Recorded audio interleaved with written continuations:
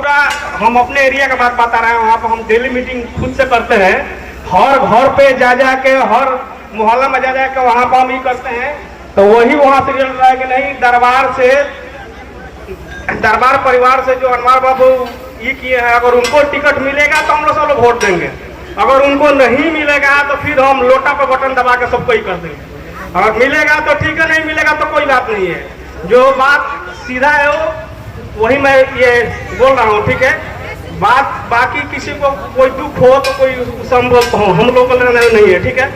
अब ज्यादा मैं नहीं बोलूंगा, बस इतना ही के लिए ये किया। नियम लगाया गया है, लेकिन शराब होम डिलीवरी होता है, हर जगह मिल रहा है। लेकिन क्यों मिल रहा है? अगर शराबबंदी है तो पूरा नहीं मिलना चाहिए, लेकिन अभी हर जगह मिल रहा है।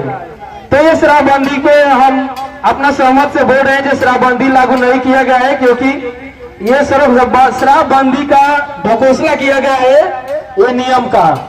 हम तमाम गठबंधन के लोगों ने निश्चित, मुझे लगता है कि 100% अनवारुल हक दरबार पे अपना विश्वास देने का काम किया है। और जो सीवान का शीर्ष नेतृत्व है, हिना साहब जो पूर्व प्रत्याशी रही हैं, और युद्ध आइकन ओसामा साहब, और सीवान के गादी और बिहारी चौधरी ने भी पूर्ण रूप से इन पर अपना विश्वास, इसलिए कि अनवारुल हक बहुत ही निष्ठावान, ईमानदार कार्यकर्ता राष्ट्रीय जनता दल के 1990 से आज तक रहे हैं। तो ऐसा नहीं है कि आपके वो उम्मीदवार नहीं बनने जा रहे हैं। जनाब महबूब आलम साहब अभी बड़ी अपना अच्छा बात रख रहे थे। धनंजय बाबू निषाद और एक और नाम आया था मनोज कुमार जी का। इन लोगों ने जज्बात में जो बात बोला, उस बात में सच्चाई है कि शराबबंदी हुई भी है और शराब मिल भी रहा है। पता नहीं उसमें पुलिस और प्रशासन और सरकार का क्या आपसी तालमेल है, कुछ कहा नहीं जा सकता है। मैं आप लोगों से एक बात कहूंगा कि जिस अनवारुल बाबू को जिताने के लिए हम तमाम लोग घूम रहे हैं, आप तमाम लोग आए हुए हैं, उस अनवारुल बाबू के दामन पर कोई दाग नहीं लगा है। क्योंकि वे जो है ऐसे इंसान हैं जिनके तहजीब और तमद्दुन का हम लोग भी कायल हैं। उनके दादाजी 4 बार सीवान के एमपी रहे, लेकिन उन्होंने सीवान का 1972 में जिला का दर्जा जनाब यूसुफ साहब ने दिलवाया। सीवान में सूती वस्त्र उद्योग जो लगा, बाद की सरकारों ने उसे जो भी हालत कर दिया, लेकिन यूसुफ साहब का देन है। यूसुफ साहब का देन है, क्योंकि उनकी इंदिरा गांधी जो भारत की प्रधानमंत्री हुआ करती थी, उनसे बड़ी अच्छा तालमेल था। मैं आप लोगों से कहना चाहूंगा, सुबह में बात हुई अनवारुल साहब से,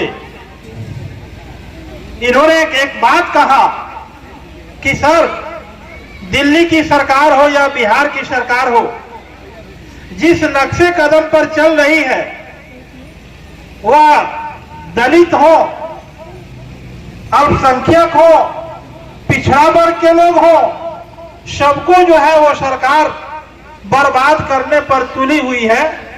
मैंने पूछा कि ऐसा क्यों बोल रहे हैं आप?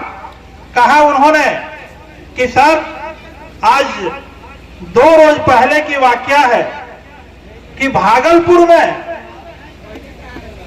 1028 एकड़ जमीन, जो जमीन दलित लोगों का है, जादों का है, चमार का है, निषाद का है, मलाह का है, कोयरी का है,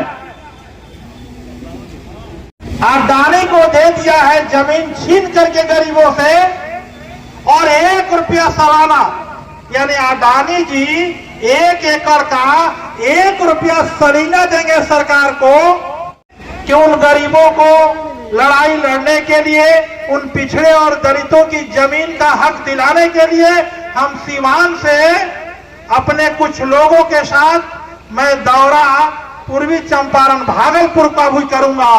क्यों दलितों का जमीन छीना जा रहा है?